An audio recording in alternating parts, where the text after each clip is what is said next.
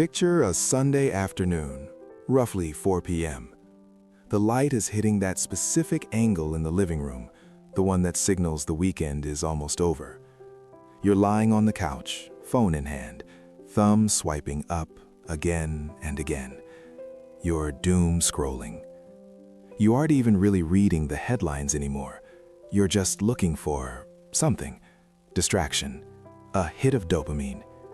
Maybe you're feeling that familiar creep of anxiety, the Sunday scaries, right?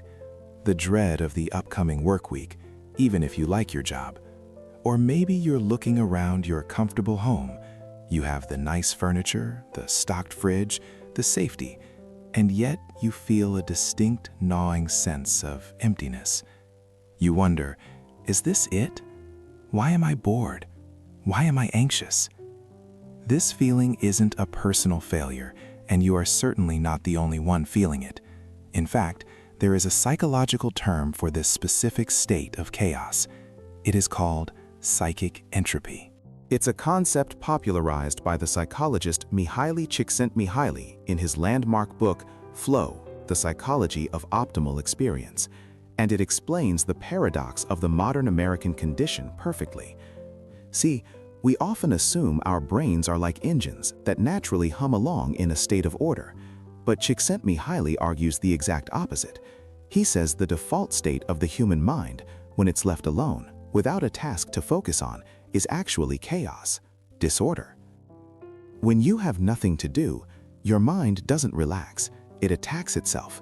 It wanders to your insecurities, your regrets, the things you forgot to do, the things you're afraid of. That is psychic entropy. It is information conflict in the consciousness, a lack of order.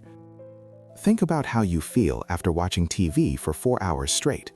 You're sitting there, passive, letting the images wash over you. It feels relaxing in the moment because the flickering screen provides an external focus.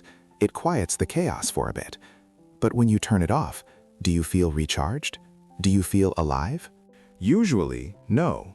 You feel drained. You feel lethargic. You feel passive, weak, and irritable, as Csikszentmihalyi puts it. Now, compare that to a time you spent 4 hours working on something difficult that you actually care about. Maybe fixing an engine, writing a song, gardening, or even a really intense session of coding. You were working hard. You were expending massive amounts of energy. Yet, when you finished, you probably felt energized. You felt together. That is the mystery we are diving into today. Why